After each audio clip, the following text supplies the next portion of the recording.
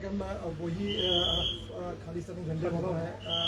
सरकार कहाँ तक पहुँची है, जांच शुरू हुई है, कहाँ कहाँ से लिंक मिले, अब तक आपके पास क्या अपडेट है? देखिए, अभी तक एसआईटी कॉन्स्टिट्यूट करने के बाद उसमें इन्वेस्टिगेशन आगे प्रोग्रेस हो रही है और उस पर कोई टिप्पणी करना, उस पर कोई बात करना मुझे लगता है ऐसे भी उचित नहीं है। थोड़ा हमको इंतजार करना चाहिए।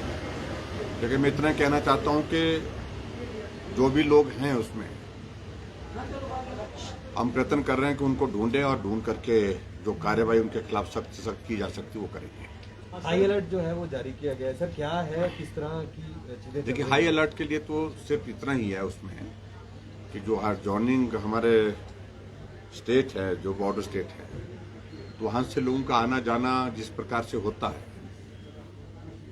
और स्वाभाविक रूप से इस प्रकार के जो झंडे या कोई इस तरह की सामग्री जो लोग ला रहे हैं, ऐसा माना जा रहा है कि संभवतः ये हिमाचल के अंदर से नहीं, हिमाचल के बाहर से आ रहे हैं। ऐसी सूरत में अगर कोई लोग इस प्रकार की कोई हरकत कर रहे हैं, इस तरह की कोशिश कर रहे हैं, तो उसको बॉर्डर पर चेक करना और थोड़ा सर्विलेंस बढ़ाने की बात तो उसमें जरूर हुई है। लेकिन आज नहीं, कुछ नजर नहीं आ रहा सर, कुछ बॉर्डर एरियाज पे। देखिए, मैं अभी कहना चाह रहा हूं कि अभी हमें उस पर काम करना है और उसमें इन्वेस्टिगेशन की प्रोसेस आगे बढ़ी है और तेजी से आगे बढ़ रही है और मुझे लगता है कुछ न कुछ निश्चित रूप से जस्टिस के पदवंत सिंह पुन्नू का एक वीडियो वायरल हो रहा है। वो लगातार आपको भी धमकी देता रहा है पहले, और हिमाचल प्रदेश में पहले भी उसने झंडे लगाने की बात की थी और अब उसने एक और टारगेट फिक्स किया है।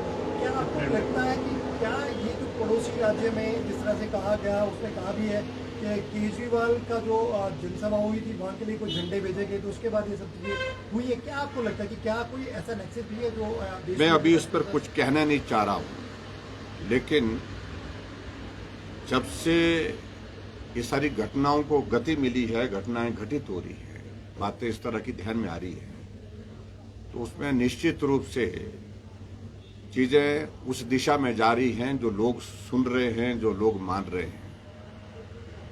एक राजनीतिक दल, जिस राजनीतिक दल के साथ इस प्रकार के बहुत सारे लोग संभवतः जुड़े हुए हैं कि नहीं जुड़े हुए हैं, लेकिन मैं इस पर बहुत ज्यादा नहीं कहना चाह रहा हूं अभी। लेकिन उस पार्टी का प्रवक्ता कोई बेदी करके अपने सोशल मीडिया के माध्यम से खालिस्तान की बात कह रहा है और कुमार विश्वास ने तो पहले ही सारी बात का जिक्र किया है। तो ये सारी चीजें जुड़ती जा रही हैं एक दिशा में और निश्चित रूप से इन्वेस्टिगेशन की जो प्रोसेस आगे बढ़ेगी तो उसमें सारी फैक्ट्स जब आएंगे तब हम आपको बताने की स्थिति में यूएपीए लगाया गया है। हाँ जी, यूएपीए लगाया गया है तो केंद्रीय एजेंसियों की जरूरत पड़ेगी, वो विदेश में बैठा है। देखिए, इसमें अभी तक जो हमने एसआईटी कॉन्स्टिट्यूट किया, हम अपने अधिकारियों पर विश्वास करते हैं और वो अच्छी तरह से इन्वेस्टिगेशन की प्रोसेस को आगे बढ़ाएंगे। लेकिन जो विपक्ष के लोग इस प्रकार की सारी बातें कह रहे हैं, उनको थोड़ा सा इस चीज को सोचना होगा, जो अनावश्यक रूप से। और मैं आपको बताऊं, मुझे मालूम नहीं है, किसी ने मुझे भेजा तो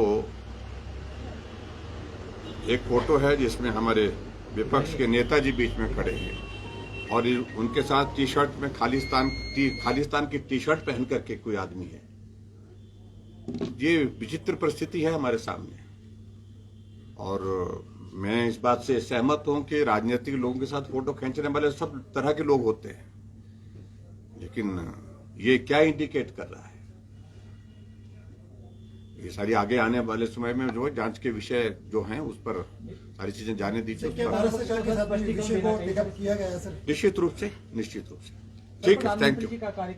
प्रधानमंत्री जी का कार्यक्रम होने की संभावना है।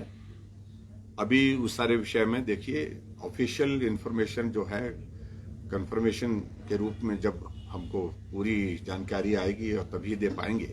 लेकिन टेंटेटिव इस तरह से विचार चल रहा है कि केंद्र सरकार के 8 साल का कार्यकाल 30 तारीख को पूरा हो रहा, तो हिमाचल प्रदेश में हम भी चाहते हैं और हमने भी निमंत्रण दिया है कि प्रधानमंत्री जी अगर इस 8 साल के इस अवसर को अगर हमारे हिमाचल के लोगों के साथ साझा करें, हमारे साथ इसको मनाएं, तो हमारे लिए बहुत गौरव और सम्मान का विषय होगा।